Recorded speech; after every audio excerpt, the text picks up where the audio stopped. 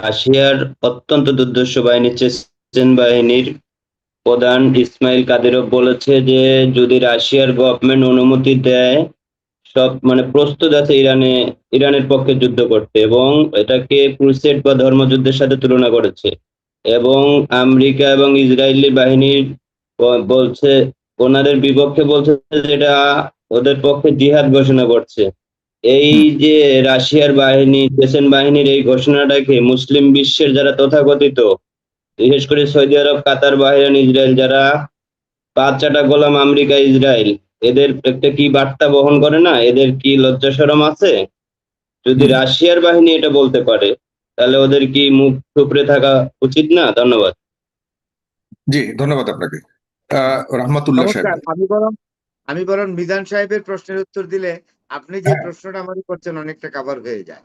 সেটা আচ্ছা। হলো এই হুম, যে আপনার প্রশ্নটা আর ওর যে মানে মিজান সাহেবের হ্যাঁ, প্রশ্ন হ্যাঁ, একটা হ্যাঁ। সিনোনিমাস।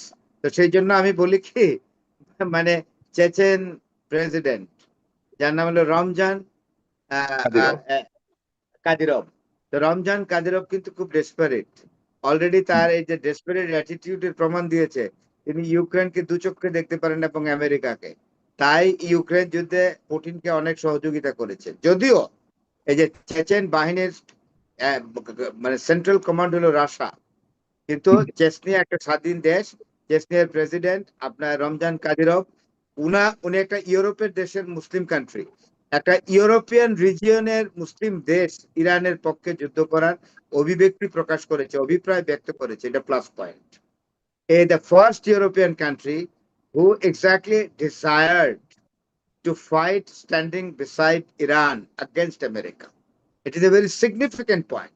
এবং আরেকটি জিনিস মিজান বলেছে এখানে, যে মিজান বলেছেন যে এই যে মুসলিম দেশগুলো গোলামি করে, আসলে তো করে। আপনি মিডল ইস্টের কথা বাদ দেন, এগুলো তো পুরো সাইকোফেন। এদের সম্পর্কে আমার বিন সালমান বলেন, কুয়েত, কাতার, আরব আমিরাত এর আমির বলেন, তারপরে আমার উমানের সুলতান বলেন, I don't like to talk about them at all. I am tired of talking about them because they are rubbish, they are sycophant, they don't have any personality.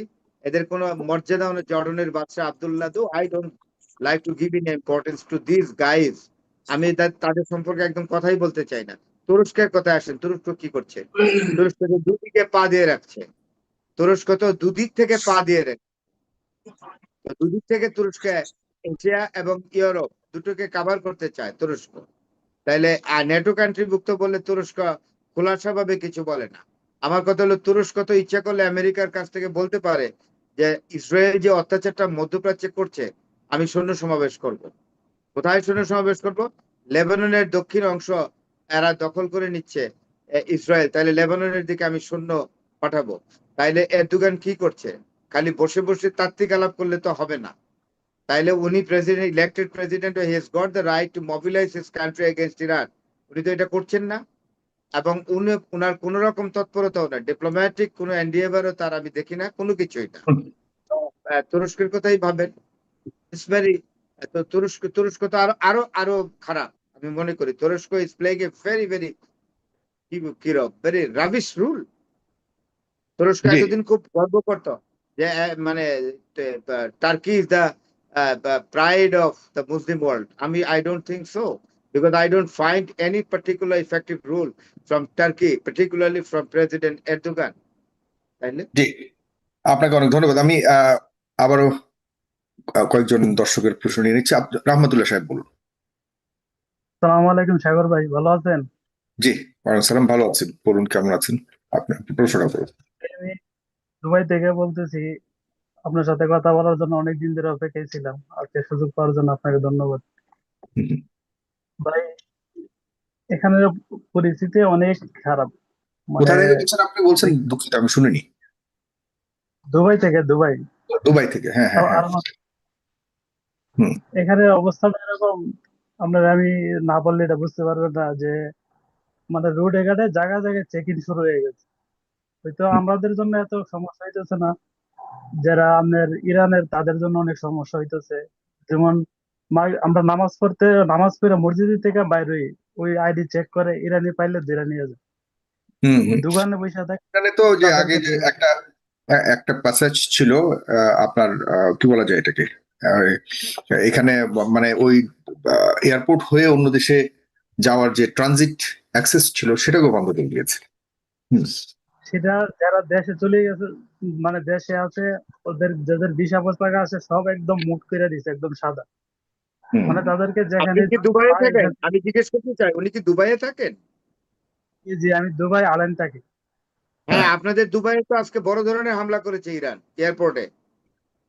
এখানে আমরা এটা, আমাদের এখানে এটা দেখানো হয় না, একদম ফুল দেখা হয় বন্ধ। না তো, মানে এদেশে দুবাই এয়ারপোর্ট দুমড়ে মুচড়ে গেছে একেবারে মিসাইলে, কন্টিনিউয়াস স্ট্রাইকিং, আপনারা বড় সাবধানে ধরনের অ্যাটাক থাকেন করেছে জনাব দুবাই রহমতুল্লাহ, আপনি সাবধানে থাকেন এয়ারপোর্ট। আপনাদের এখানে। আমার একটা প্রশ্ন ছিল দেশের ব্যাপারে নিয়ে। দেশের ব্যাপারে তো দেশের পরিস্থিতিটা কিরকম এটা তো বুঝতেই পারতেছেন, হুম যে হুম। রাজনীতির অবস্থা কি হয়েছে। আমাদের জি একটা নতুন বাংলাদেশের একটা স্বপ্ন ছিল ভাই, নতুন বাংলাদেশ হবে। জি, আমাদের আমরা ডক্টর বাংলাদেশ নিয়ে অনেক অনেক অভিমান, অনেক ধরনের অভিযোগ আছে, থাকতে পারে, এরকম অবস্থাতেই রয়েছে বাংলাদেশ বিষয়ে আমরা যাব। আগে বিশ্ব পরিস্থিতি ঠান্ডা হোক, বিশ্ব পরিস্থিতি যদি এরকম ঘোলমেলে থাকে বাংলাদেশ কোনো কিছুই করতে পারবে না।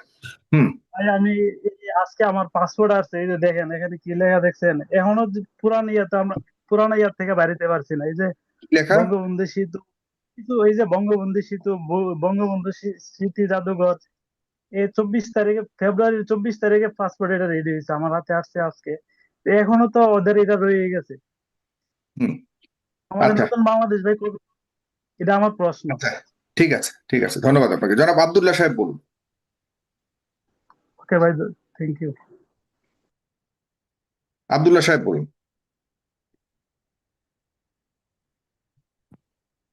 আব্দুল্লাহ সাহেব শুনতে পাচ্ছেন? জি, আসসালামু আলাইকুম, শুনতে পাচ্ছেন আমারে? হ্যাঁ শুনতে পাচ্ছি, বলুন। ছোট করে, একদম ছোট করে প্রশ্নটা করে ফেলুন ভাই। ধন্যবাদ।